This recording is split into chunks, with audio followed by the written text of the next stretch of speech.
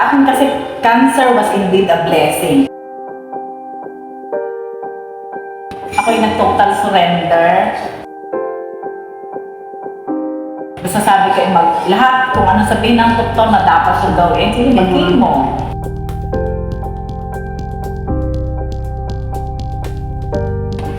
Siguro dahil tanggap ko, hindi ko masyadong naramdaman ang pain. Basta alam ko, mas lumalim ang aking relationship sa Diyos.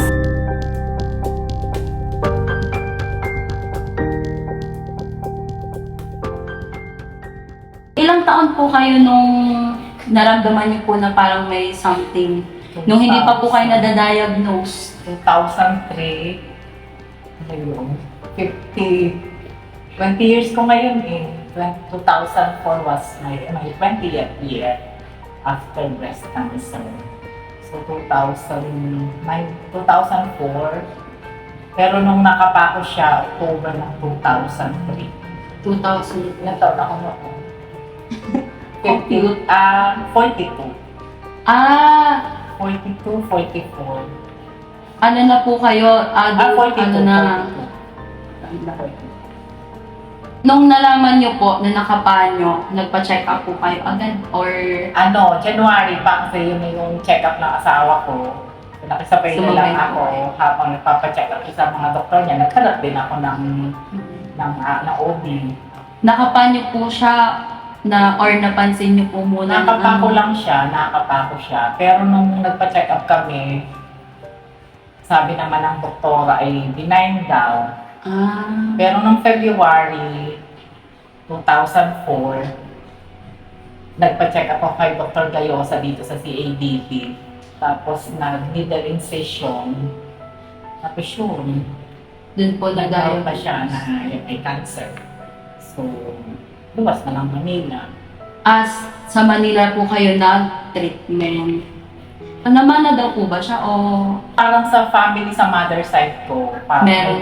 may cancer. may cancer po pero hindi po Breast breast? sa breast. Mother side. Tapos po sa tingin niyo po, bukod po dun sa namanan yung isang factor na namanan niyo po, paano po kaya kayo nagkaroon? Sa lifestyle niyo po Ano kayo? lang, hindi siguro kasi ako simple lang ako. Hindi ako mahilig sa karne, simple lang. Healthy lifestyle po Oo, talaga. ako talagang healthy living. Pero, siguro grasya ng Diyos. It was really God's grace Yes po. para sa akin. Ano po nung hindi pa po kayo nagpapa-check up, yung tingin niyo pong symptoms? Kasi po di ba kapag Wala siya, nakapanyo hindi po, sumasakit, walang pain. nung nakapanyo lang po As in. talaga. Oo, as in. Parang nung nakapanyo po, naisip niyo po ba na possible na hindi rin po? Parang buko lang talaga siya Oo. na. Pero, syempre alarming. Yes po, hindi naman normal na may bukol talaga sa. Ano pong una niyo naisip nung Ako, nung sinabi sa inyo? Basta, magpapagamot ako. Basta magpapagamot Feeling po ako. talaga kayo Magpapagamot ako. Fighter! Siyempre, di ba? Tapos, nagkaroon po kayo ng treatment or operation or Surgery. Surgery po. Mas right breast. Tinanggal talaga siya, itong right breast. yung right po. That was April 6, 2004. Martes Santo yun. 2004 din po. Oo, Ang bilis February yun ay nagpa-needle incision nga kay Dr. Gayosa. Tapos syempre punta na ng Manila. Tapos, nag-prepare na para sa surgery. Mabilis lang. Oo, so April 6, Martes Santo yung surgery. Lumabas ako, April 8, Webes Santo. Nung after operation po, ano po yun? Pagka-operate, ilang days po bago After 2 Parang days, pwede, 2 days. na-discharge na sa hospital. Tapos parang may 1 week akong medication. Tapos after that, ang bilin ng oncologist ko, huwag palalampasin ng 1 month, dapat mag-start na ako ng chemotherapy. So May 3, 7th birthday yun ng anak ko. April 6 ako, nag-surgery, so dapat before May 6. So May 3, 7th birthday yun ng anak ko. So birthday muna ng 7, ng May 3, May 4, luwas na kami. Para sa aking start ng chemo. Nung after operation po, nagkaroon po kayo ng side effects sa dala ng operation? Wala naman. Basta during recovery, after surgery, nasa recovery room ka, basta hindi nakatali kang ganyan. Basta ang iniisip ko nun, Lord, konti lang ito sa paghihirap mo para sa akin. Kasi talaga nakano ka, nalay ka na ilang oras kang nakaganyan. Malay niyo po. Malay niyo po. Hindi naman, hindi. Eh, nung ano ka na, nasa recovery room. Recovery room na po. So, syempre, ang tagal mo, malay ka nang nakaganyan. Basta, pinagdarasal ko lang anak. Kay Lord talaga. Amen. Ayun, pagdating po sa gamutan, ano po yung big challenge or sa pagkikimo niyo na po, yung Sa chemo, sobrang hirap? Ang sobrang hirap na hirap. Siguro dahil I surrender everything to the Lord. Hindi, sa akin kasi cancer was indeed a blessing para sa akin ha. Kasi after na lumabas ako, that was April 8, I started praying the rosary. Talagang ito ay blessing sa akin dahil, hindi kinabutan. Dahil after dito, nasa ulo ko ang lahat ng mysteries of the Holy Rosary. At saka talagang, syempre cancer. Opo. Pag-cancer talaga. Maaring ano yon, maaring fatal siya kung talaga. Pero, ako'y nag-total surrender. Basta sabi ko, lahat kung ano sabihin ng doktor na dapat kong gawin, sige, mag-chemo. So, nag-chemo ako ng 6 session. Tapos, siguro dahil tanggap ko,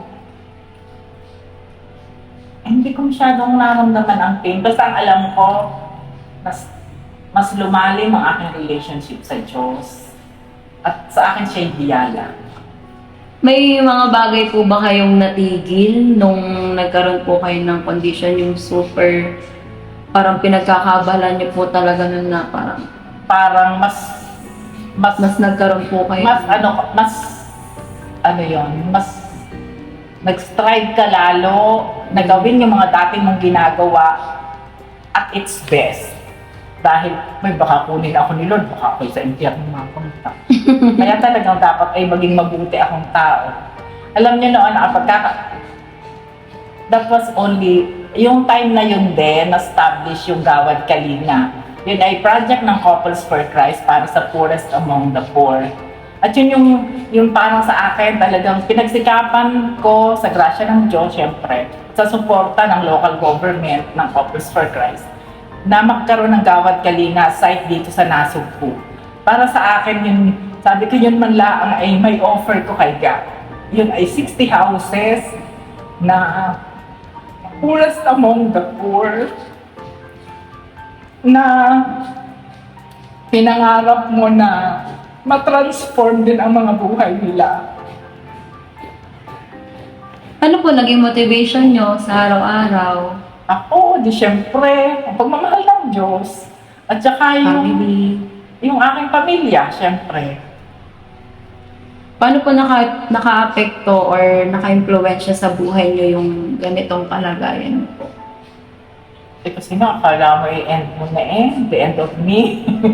Hindi talagang gagawa ka ng pagsisikapan mong maging mabuti, not only dahil kita ng tao, hindi yung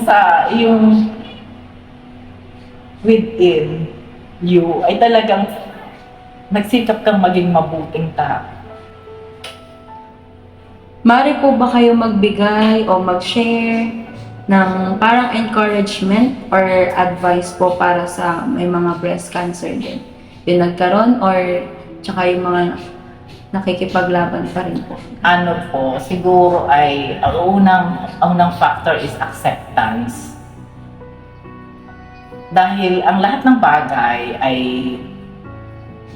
para sa akin na ibinibigay ng Diyos ay pagkakataon for us na pagbuti ng ating mga sarili. Pag na tayo ay maramdaman natin ang Sa akin yun ay pinadama ng Diyos ang kanyang pagmamahal. Talagang sa akin ang cancer ay biyaya. Dahil ako'y alam kong pinagsikapan kong maging mabuting tao. Sabi ko nga kanina, I was able makapagsimba every day of my life. At yun ay nagbigay ng pagkakataon sa akin para siguro may friend nga ako na sabi, tingin daw niya sa akin ako'y may halo. Na siguro ay siya ay talagang pagkakataon para sa akin na mas mapalalim ang aking relasyon sa Diyos at ako'y maging mabuting tao. At ganun din ay makikita mo may dahilan ang Diyos in everything. Ako talaga ay sobrang thankful. At talagang kaya ako ay sinasabi ko nga, ako ay very active sa aking community. Ako ay from Couples for Christ, naging handmaids of the Lord. Yun ay para sa mga widow. At talagang sabi ko ay hanggat kaya kong lumakad, ay ako'y maglilingkod sa Diyos. Sa paraan na nais niya para sa akin.